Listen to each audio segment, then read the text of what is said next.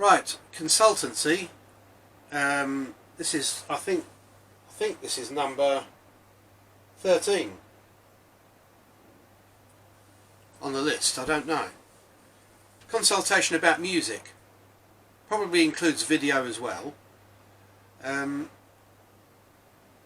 we've seen a lot of nice bands, a lot of good music, a lot of rich individuals, but there always seems to be a music company in the way somewhere.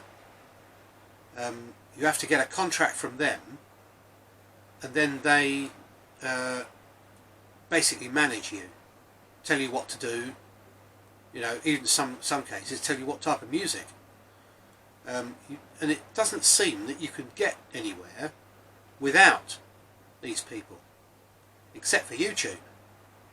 You know, a lot of people come from YouTube, but they've still been signed somewhere, and got a big lump sum, but been roped in for however many albums, 10 albums or something. Now we've got first-hand knowledge of this, because I used to have sound studios, and what happened was, one of our bands used to come regularly. I took them down to Pete Waterman's studio in London to try and get them their contract, and funnily enough we came out with a contract, and we thought that they thought that was it, you know. So they went back to the studio. I gave them full reign of the studio, and they were producing as much music as they could and sending it off, and nothing much ever happened. And then suddenly they got a letter saying, sorry, but you're dumped. They haven't even done anything, you know. And they were absolutely devastated. They went into depressions and drugs and all sorts of dreadful things. So, music. So what happens? You know, very few people are taken on by the music. There's tons of music out there, lots of big circuit, lots of pubs and things like that. But the music companies like Simon Cowell and these people, they seem to be they're getting hellishly rich from other people's work. Where does that work? Do they really promote them? Do they make, you know? 'Cause as far as I can see, they rush them off their feet to try and get as much money out of them as possible. Some stars have to pay off their whole upfront fee before they even start making anything. And you know, when CDs came out, the singles used to be about, well, the first 3 I bought were 33 pence each. So I gave the man £1 and got 3 singles. Then, when CDs came out, it went up to 10, 12, 13. I've got some of the original CDs, one being Medal from Pink Floyd, which I bought in the 80s, I think. I've got the date on it, the date I bought it. I've written it on it. You know, amazing, but £12 or £13. And they never went down. And they cost 60 odd pence to make. You know, even with the music on. So, and they're all saying, oh, but they're digital, and they got downloaded, and people were burning them onto other discs, and you know, and we've got to make sort of sure that we get our money. So it seems it's like this. There's the fat cat in the middle.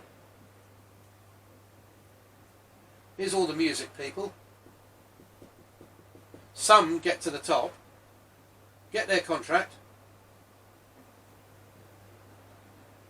and then are out in the big wide world, working like mad every hour that God sends, singing their little hearts out to try and make this chap money. Or Sony Music is another one. What's that about? You know, I don't know. So what can be done to stop this? It's already happening.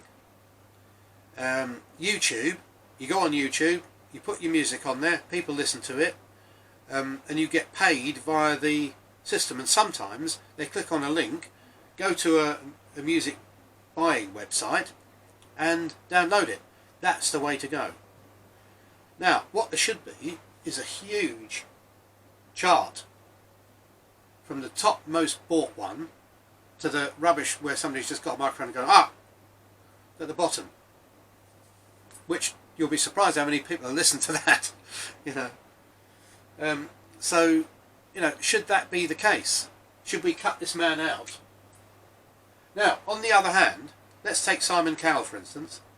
He's produced some amazing shows on television, probably with that same money.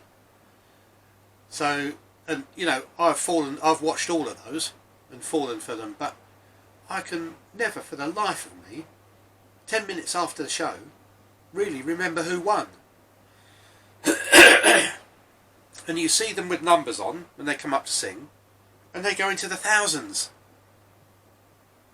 So is that to make us think thousands of people have applied, or have thousands of people applied? Tell us. So say you're number 12,000 and you manage to win. You get the contract, you come out here.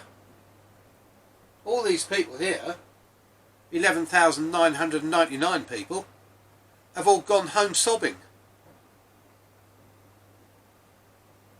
And probably never sing again. Some of these people you never see again.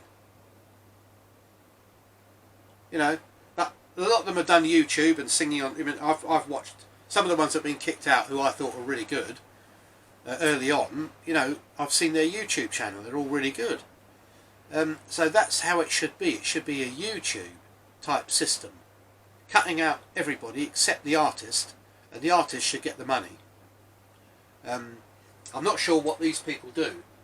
They certainly don't have to produce records anymore. Although it's nice to have the odd vinyl. I've still got all my vinyl from when I was a DJ. I was the third disc jockey in Cavos, if anyone wants to know. At George Roussos's Taverna. But basically, that's it. So we want the consultation is, what should the future be? Should these people still be allowed to rake in the money, take most of what the artist earns, you know, or should they go now? Any other systems you might know? Okay, there's the YouTube thing. They make money from views. People click on the links. They make money from the sales. One track at a time. You know, I used to like having an album with pictures. That should all be online too. Video for each music thing. You know, in my world, you put on your mobile, I want to make a video, and everyone turns up at your house. They get paid by the system. But that's in the UFO section. You'll have to look at that for yourself. I think there's a music section, an entertainment section in the UFO bit. So, yeah, so that's it, really.